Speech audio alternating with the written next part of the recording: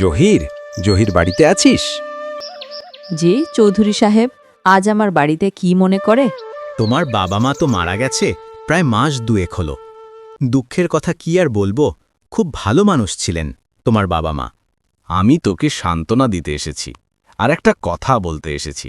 কি কথা চৌধুরী সাহেব? তোর বাবা আমার কাছ থেকে কিছু টাকা ধার নিয়েছিল, তোর মনে আছে তো? বলছিল ফসল উঠলে সব টাকা দিয়ে দিবে, কিন্তু তা তো আর হলো না। জি জি, বাবা বলেছিলেন, কিন্তু আমার কাছে তো এখন এত টাকা নেই। শোন বাবা জহির, তুই এতিম একটা ছেলে, আমি তোর কষ্ট বুঝি, কিন্তু বাবা, টাকার পরিমাণও তো কম নয়, 50,000 টাকা। আমি জানি, কিন্তু আমাকে একটু সময় দিন, আমি কাজ করে সব টাকা শোধ করে দেব। কাজ? তুই কি কাজ করবি? তোর তো জমি ছাড়া কিচ্ছু নেই।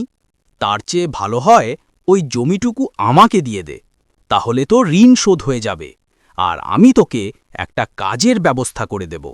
মাফ করবেন চৌধুরী সাহেব, এটা আমার বাবার দেওয়া শেষ স্মৃতি। এই জমি আমি কিছুতেই দিতে পারবো না। আমি আপনার সব টাকা শোধ করে দিব, কথা দিচ্ছি। বেশি কথা বলিস না জহির, আমি তোকে একটা ভালো পথ দেখাইলাম, ভালোই মেনে নে, নয়তো খুব খারাপ হয়ে যাবে। আমি তোকে 7 দিন সময় দিলাম, হয় জমি দিবি নয়তো টাকা দিবি। কিন্তু 7 দিনে আমি এত টাকা কোথায় পাবো? সেটা তুই বুঝবি। আমি চললাম, আমার কথা মনে রাখিস। আমি এখন কি করব? কোথায় যাব? হে সৃষ্টিকর্তা, আমার কি কোনো রাস্তা নেই?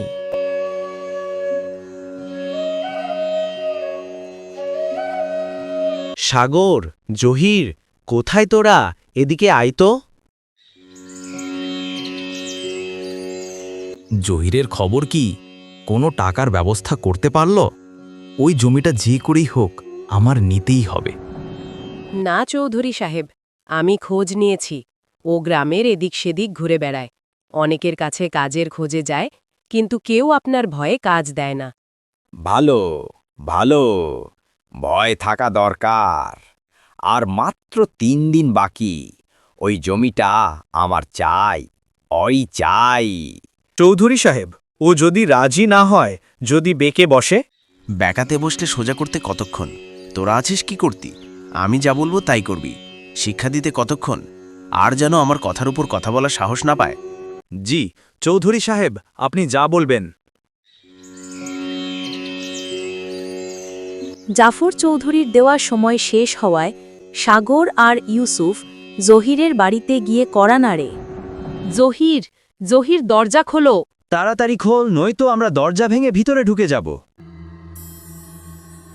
কে কে আপনারা? এত রাতে কি চান? আমার কাছে কোনো টাকা নেই। আমি তো চৌধুরী সাহেবকে বলেছিলাম আমাকে আরও কিছুদিন সময় দিতে। না, তোকে আর সময় দেওয়া হবে না। চৌধুরী সাহেবের ধৈর্যের বাঁধ ভেঙে গেছে। চৌধুরী সাহেবের নামে জমি লিখে দিবে কিনা সেটা বল। না, আমি আমার বাবার জমি কখনোই দিব না। আপনারা যান এখান থেকে। তোর এত বড় সাহস, চৌধুরী সাহেবের মুখের উপর কথা বলিস? চল, আমাদের সাথে চল, তাকে ধরে নিয়ে আই। না না, আপনারা এমন করতে পারেন না। কে কোথায় আছো? বাঁচাও, বাঁচাও।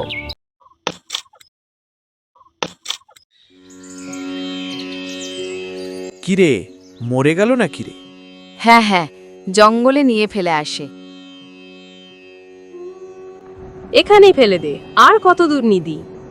মরে গেছে তো ভালো করে দেখ, পরে যদি আবার উঠে বসে। না, যেভাবে মেরেছি আর উঠতে পারবে না। চল, চৌধুরী সাহেবকে গিয়ে খবরটা দিয়ে আসি, বলবো কাজ হয়ে গেছে।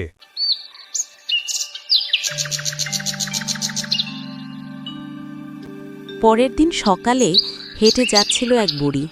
হঠাৎ তার চোখ পড়ে জহিরের দিকে। আহারে, এখানে ছেলেটা এভাবে পড়ে আছে কেন?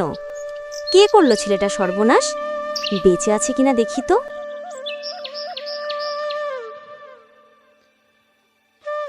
এখনো বেঁচে আছে, মরেনি। একটু পানি ছিটিয়ে দেখি। ওঠো বাবা, চোখ খোলো। আহ আহ, আমি কোথায়? আমার মাথা খুব ব্যথা করতেছে। তুমি জঙ্গলে পড়ে আছো বাবা? আমি তোমাকে দেখতে পেলাম। তোমার এই অবস্থা কি করেছে? জমিদার জাফর চৌধুরী আর তার লোকেরা আমার এই অবস্থা করেছে। আমার বাবা মা মারা গেছে কিছুদিন আগে। আমার বাবার কিছু ঋণ ছিল জাফর চৌধুরীর কাছে, তাই ওরা চায় আমি তার নামে জমিটা লিখে দেই। আমি রাজি হয়নি বলে ওরা আমাকে মেরে এখানে রেখে গেছে। মানুষের লোভ কত বড় হয়ে গেছে। তুমি চিন্তা করো না বাবা, যা হবার হয়ে গেছে। তোমাকে আবার নতুন করে বাঁচতে হবে।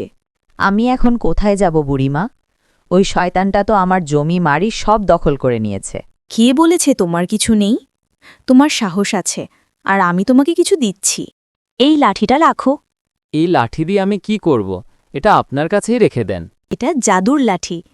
তুমি এটা হাতে নিয়ে যা চিন্তা করবে তাই হয়ে যাবে। যদি ভাবো এটা একটা কুড়াল হোক, তাহলে কুড়াল হয়ে যাবে। আর যদি ভাবো এটা একটা কোদাল হোক, তাহলে কোদাল হয়ে যাবে। এই কথা বলেই দূরে চলে যায়, আর জহির গভীর চিন্তায় পড়ে। মনে মনে ভাবতে লাগল, বুড়ি কি আসলেই সত্যি কথা বলল?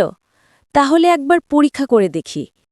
এই লাঠি আমার হাতে একটা ধারালো কুড়ালে রূপান্তরিত হয়ে যাও। আরে, এটা তো সত্যিই কাজ করে। বুড়িমা তো সত্যিই বলছিল। তাহলে আমি আর গ্রামে ফিরে যাব না, আমি এখানে আমার নতুন বাড়ি তৈরি করব। জহির এখানে নতুন বাড়ি করে থাকতে লাগল। জঙ্গলই যেন এখন তার নতুন ঠিকানা। সে জঙ্গলকে ভালোবেসে ফেলেছে।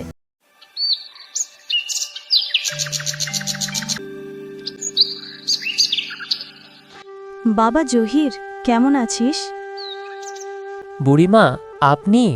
আমি জানতাম একদিন আপনি ঠিকই আসবেন। আমি ভালো আছি বুড়িমা, আপনার দোয়ায় আমি এখন অনেক ভালো আছি। আমার দোয়ায় নয় বাবা, তুই তোর নিজের ইচ্ছে শক্তিতে এতটুক করেছিস। আমি যা ভেবেছিলাম তুই তার থেকে অনেক বেশি করে দেখিয়েছিস। সবই তো আপনার দোয়া বুড়িমা। এই লাঠিটা না থাকলে তো কিছুই হতো না। আসল জাদু ছিল তোর নিজের ভিতরে। আমি তো শুধু তোকে পথটা দেখিয়েছিলাম। ওই পথে তুই নিজেই হেঁটেছিস, আর আজ তুই নিজের পায়ে দাঁড়িয়ে আছিস। তোর আর এই জাদুর লাঠিটার প্রয়োজন নেই। না বুড়িমা, এই লাঠি আমাকে মনে করিয়ে দিবে আমার সততা, আমার অতীত এবং আমার বর্তমান। আর আপনার দোয়া, আশীর্বাদ সবকিছুই এই লাঠি আমাকে মনে করিয়ে দিবে বুড়িমা। বেশ বাবা, তাই হোক। তোর নীরব পরিশ্রম আর সততাই তোকে একদিন অনেক দূর নিয়ে যাবে। আপনি আবার আসবেন তো বুড়িমা? যখনই তোর মন আমাকে ডাকবে, দেখবি তখনই আমি চলে এসেছি। ভালো থাকিস বাবা, নিজের খেয়াল রাখিস।